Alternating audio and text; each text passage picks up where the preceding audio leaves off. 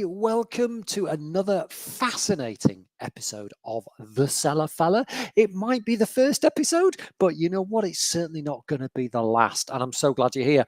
Today, I'm Dave Thackeray. I run a very interesting sales and content strategy studio called Word and Mouth.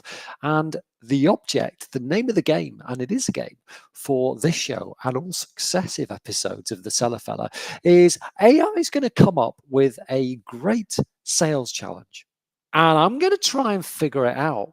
And then I'm going to pit my wits against AI and see who comes up with the best answers. And then after the show, I'm going to weigh up, well, AI will weigh up who had the best results, who came up with the best strategy. And then that'll get published over on my Medium corner of the internet, and I'll be able to share links to that with you in the description for the YouTube video, the recording of the show, and also on LinkedIn. So without further ado, I'm going to generate a sales challenge, and while AI is cooking, because apparently that's what the kids say these days, I'm going to move across to this article because I think we need to remind ourselves of the majesty of the 5 whys. Now, we'll all know Simon Sinek, start with why. Well, this is so much deeper than that. This is taking 5 Sineks and throwing them into a big washing machine and coming out with some very, very clean linens. Now, 5 whys.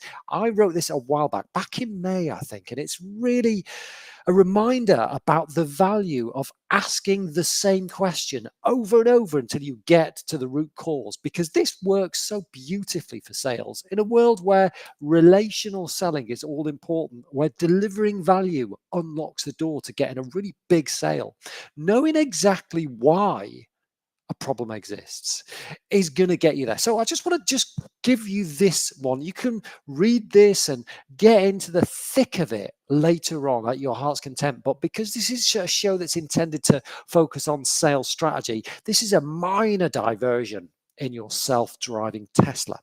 Imagine you're the manager of a manufacturing company, and output of your number one plant was 10% below volume. Now, that is no small feat. That's a tragedy. So you could just go, oh, crikey, it's down to the guy that runs the plant, or, oh, I don't know, it could be down to the belts not running efficiently, or it could be due to the fact that we haven't got some of the raw materials to make whatever it is that we make. But just by asking why repetitively, you will quickly get to the root cause rather than an assertion. And from there, you can remedy that problem and get back on track. So here, why was output 10% below? One specific machine was not functioning. Why was that machine not functioning? Because there was a belt out of place. Why was the belt out of place? Because the scheduled routine maintenance had not been given. So why was the maintenance not given? Because there wasn't a service provider. Why was there no service? It's getting a little bit repetitive, isn't it? But you can see the value of this. Because we're currently negotiating a new contract with another service provider, there wasn't a smooth transition. In fact, there was no maintenance in place. And there's why you saw the drop in output. Now, this 5 whys is a critical part of any sales discussion. It's a critical way that you can turn a product into a solution. And as we know, my book Solved to Sold, throwback to the days when music was great, really drills in, deep dives into this, and you can get into that in more detail. But if you go to medium.com/at Dave Thackeray, at Dave Thackeray is also my X handle. You'll be able to get to the bottom of why makes such a big difference. So, in the interests of being vaguely slick, I'm going to put this on the screen. I'm going to edit it because we're all about the sales strategy. And then if we ever come back to the screen, which we won't actually, will we? But I can just show that now and you can see that. Ready for a sales strategy makeover, get in touch. Right, so let's go back to the seller fella, shall we? And see what AI has got for us today. Right, Monzo. Everybody knows now. I've been looking at Revolut of late and Starling. So Monzo is a nice, interesting alternative. Can Monzo convince Britain's most sceptical? I think there should be 2 C's there. I'm not sure that we allow K's in the British English language. Savers to ditch the high street and go fully digital. Right, so the challenge. Well, let's go first to the commercial goal. Increase new account activations from individuals aged 45 plus by 30%, average initial deposit size by 15% within the next 9 months, contributing an additional £250,000 in monthly average deposit growth from this segment. Wow! So, huge for Monzo, isn't it? What's the challenge in detail? Right, so we're not equipped, I'm here, to effectively educate, reassure, and ultimately convert the segment leading to because there's a lot of trust involved here, isn't there? Now, you might be aware that word and mouth focus on 2 key frameworks. There's the power framework and there's the scamper framework. We use most of the power framework to focus on the problem space, and we use the scamper framework to really get into the nitty-gritty of the solution to address that pain point. But really the mission here is 4 steps. Detailed profile of target segment, identified specific pain points. Multi-channel educational content plan. This is key, isn't it? This is content marketing, and this is really important to sales. A video series, interactive explainers. What do they need? Work out how this content will be distributed and promoted. Then evaluate the specific, propose. I think Gemini's having a day off today. Specific KPIs and measurement methods. Rethink outline. I think there maybe should be a slash there. Oh, it's because of Markdown, I guess. We're lacking Markdown in this interface. By the way, this interface is going through a little bit of an evolution at the moment. It's quite an improvement from what you might have seen on Friday when we had the last episode of the show. Feedback loop for continuous improvement. So this really speaks to, I was reading a great PDF from NASA about systems engineering. This goes through the whole life cycle. This begins with a detailed profile of the target segment, which is a key part of the discovery phase that we at Word of Mouth provide to our sales strategy clients. We get into the thick of it. We might do a 25, 30-hour deep dive to work on customers, to work on clients, and to work on colleagues, and maybe even the competition, as well as suppliers, partners, clients, providers. You'll get the gist. So this detailed profile of the target segment is really where we start. So I'm going to put myself in the position of, I'm going to go to the solution. I'm going to go to the content strategy solution. So this is all about the, let's think about the pain points. So the pain points, it's a lack of trust. Most people are, and I could be doing this via voice, but I haven't integrated this with the interface yet. So humor me while I get into the thick of that. Most people of this age are loyal to a trad bank brand, which is true. I mean, I remember Midland Bank, and I remember a lot of things that I don't bear repeating.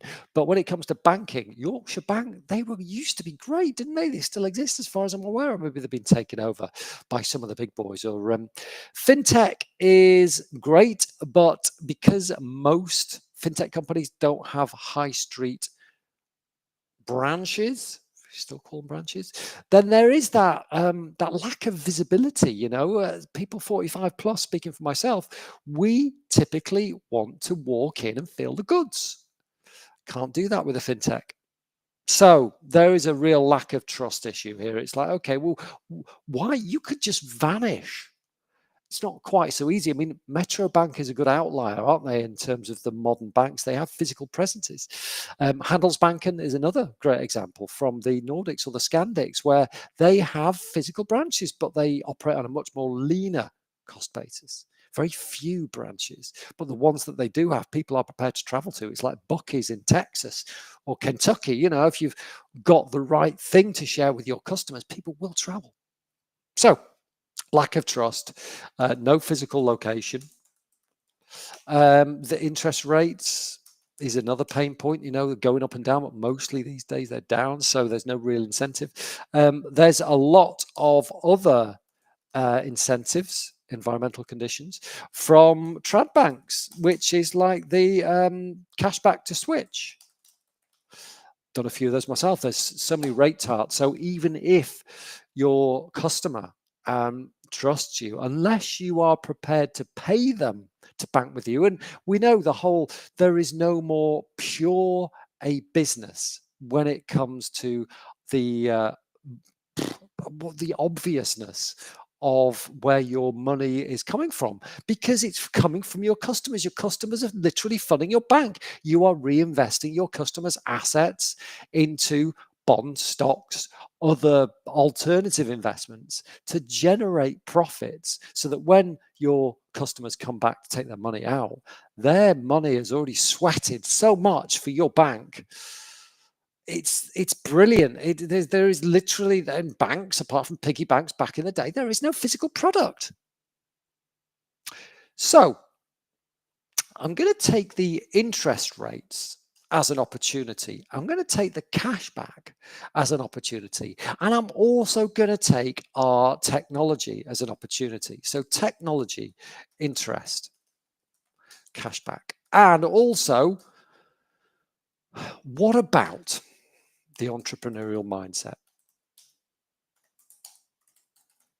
These are opportunities as I see it for Monzo, right? So, I mean, there's obviously things like travel, and there's a flexibility in the fact that, and I just recently recognized this while I was working with one of these fintech orgs, the instantaneous transfer between accounts, especially if you're in the same bank. If everybody's in Revolut and you just use somebody's username to transfer cash, it's there in a second. And because it's on just a simple digital ledger, and there's no SWIFT, and there's no IBAN, there is no cross-border transfers. It's all taking place inside a single vault. Revolut, Monzo, Starling, whatever. It's like it just happens in seconds. So that is great.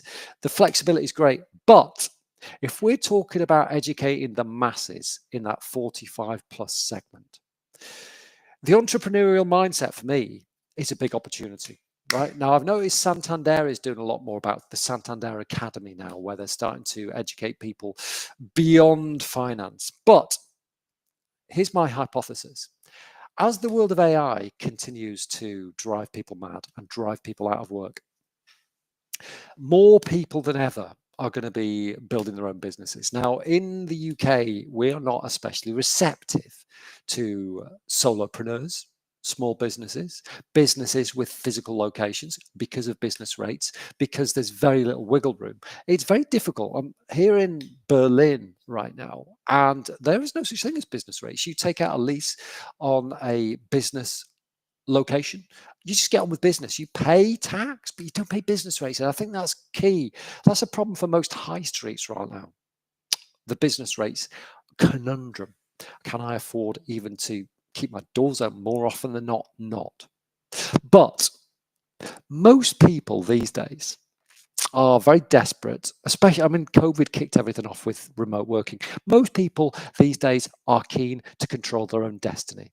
And while there are still some organizations that pretend that it's a job for life, more often than not, they're not. And having worked in government, and that government these days says, well, we'd love to keep you here forever, but we know realistically times are changing, even though, by the way, they offer incredible pension contributions.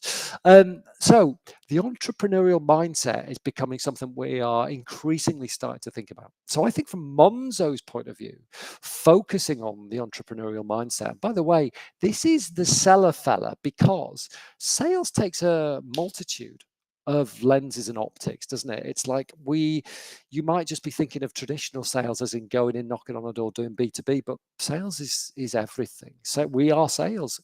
To err is human, to human is to sell. Entrepreneurial mindset. I think Monzo could double down on really focusing on the 45 plus segment who are put out of work, fancy a change, spent 20 plus years in business, and now want their own. Monzo could do and this would be a great way to get into the space. Right. By the way, PS, I knew nothing about this. Before we start a sales strategy challenge, I know nothing about which organization or industry sector this blasted AI is going to pull out of its hat. Just wanted to make that clear because this is very much stream of consciousness, spitball, and we're workshopping in real time here. And we're talking about Monzo, the fintech. Entrepreneurial mindset. Monzo has got deep experience in digital. He's got it's like right. Imagine if Monzo had an R&D lab that it streamed in real time. Imagine if Monzo created. Do you remember, like in a fishbowl, where many years ago, people who wanted to start their own businesses, kind of in the same vein as Dragon's Den, wanted to start their own businesses, and in a fishbowl there was a website. I think it might have been a TV series. I'm not sure, but there was a spin-off, if there was a TV series, on the web where it charted the fortunes of several businesses. Never really went mainstream as far as the web proposition, but I think this is something that Monzo could sponsor or create inside its own incubator / accelerator, like VCs do, like a Y Combinator. We've got nothing like that in the UK. And what we could do, because the 45 plus audience is the one that I hold dear because I'm in it. I think the 45 plus market is underserved when it comes to innovation and excitement and new things. And yet this is typically the time when people take their second gap year or they reboot. And Monzo has got an opportunity here because ultimately the name of the game when you set a business up is that you want to make a profit. And what does Monzo want? It wants you to invest your profit in the Monzo business. Now, I don't know whether Monzo has got a business account. I would imagine it has. But if it wants to get people at the personal level before they invest in a business account, can you think of a better way to target this segment than something aspirational? And you're putting yourself on the line by saying, look, we're going to blow open the doors to our bit. Sounds like a bank heist. Blow open the doors to Monzo and show you how we did it so that you can learn from how we did it in the space that invariably you're going to want to operate in. Because people can start digitally. That's where it's the best place right now to do all your market research. To go onto Reddit, we talked about Reddit Answers a couple of episodes ago. You could go onto Reddit Answers and just see what the real pain points are for people. Could have done that here for Monzo. Didn't want to because this is really I hold this very close to my chest, very dear to me, is this entrepreneurial vigor. I think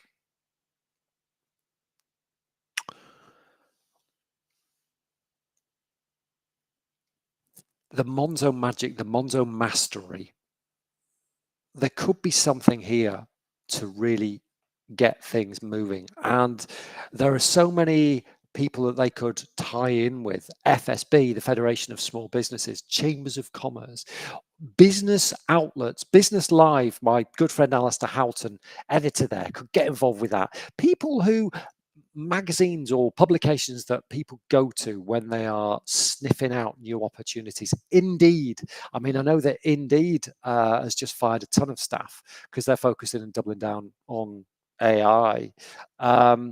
A lot of job hunting sites because, LinkedIn, another perfect example. There's a lot of opportunities here to expand your reach by leveraging the networks of others.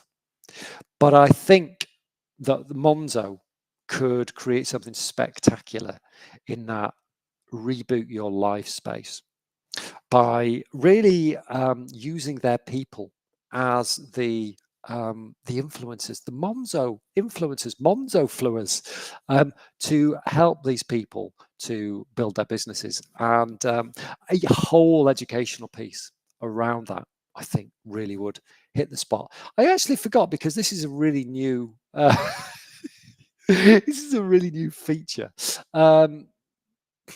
That I was supposed to hit start at the beginning, and then within 15 minutes, the screen would melt and we'd see what the AI solution is. Now, don't even know what half of these buttons are. I'm going to see if AI has got a solution. So here's a little bit about the business. Let's just go and have a look at the website, just out of interest, just if there's anything else on the website. Monzo is clearly very much about the 25 to 45 right now, and it does have a business site, which is great. It's very clean, isn't it? But at the same time, it's very boring. We need something, a differentiator, don't we? We really do. We really do. Something big, bold, and ballsy there, brassy, that says we're not only helping existing businesses, we're helping to start new ones. Let me see. We haven't talked about the power and the scamper frameworks today, have we? We'll do that on the next episode. Once I have had a chance to have a look around. I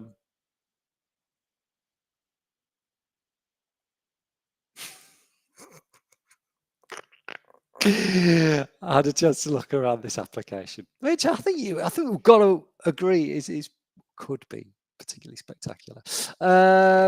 Improvement areas, more specific metrics, yes, because I didn't actually get around to any of these things on the challenge. Do we have anything here to do? I'm glad. I like that you and I are looking at this together. I really do. I really do. I like the fact that we should have gone through this in a very specific way, not in a scattergun way. But I think you get the impression. Just before we finish off, I just want to go through the steps here. The POW, that unfortunate, then the scamper, and then the ER, because there is 3 steps to the framework that we at Word and Mouth follow, and this was a lot of fun. I hope you enjoyed the fun. I certainly had a lot of fun sharing it with you.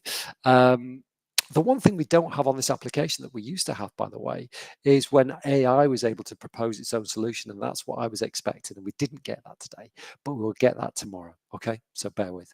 But the POW to the scamper to the ER, how we start, we diagnose the situation, the pain points, the problem space, the problem definition, own thinking first, as in right now, as your business, as me, as the thesis, what do we think is the problem's solution as things stand? And that's when we get into investigation.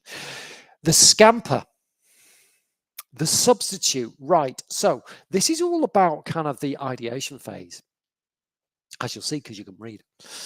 We'll go through the products that we offer and the pain points, and we'll go, right, well, where's the gap? And if we could refine your products, how would we do it?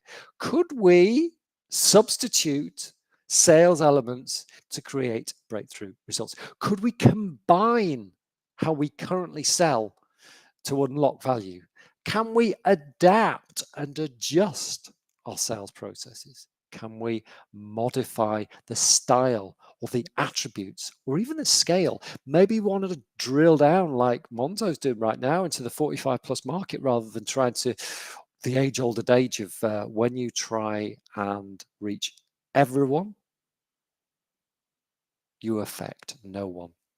So existing sales assets and skills, can we find new applications or markets? This is very much what we're talking about today, is the 45 plus market. So yes, clearly we can. What can we get rid of in the sales process? This is again something that we'll talk about. And this is the framework of Scamper, not necessarily relating to the show today, because this is very much a trying to figure out one sales challenge in a very, very quick, relentlessly somewhat focused style. And finally, reverse. So if we flip the sales process or buyer assumptions, how might we? So, so at the moment, so if you were selling direct to consumer, D2C, could we completely do that away? And could we just start as an Amazon affiliate? What would be the negatives and what would be the plus points? What would be the SWOT analysis of that? So that's Scamper. We've done the POW. What about the E and the R, the execution? So the evaluate critically. This is where we test the solutions. We take it into a sandbox, feasibility, alignment with values and the risk. What if we did this? What if we did the Amazon affiliates? What would be the worst thing that could happen? And then once we've done all the testing, we're reflecting and we're refining, we're getting ready for showtime at scale. We'll learn from the sales results, then we put them into place and we deploy, and we're aggressive in shipping and the sales strategy wrapping around that. is more often than not going to really make a big difference. Okay, so enough. Thank you for sharing my time today. I hope you've enjoyed this to some point, and more importantly, I hope that you're looking forward to the next episode of The Cellar Fella. Until now,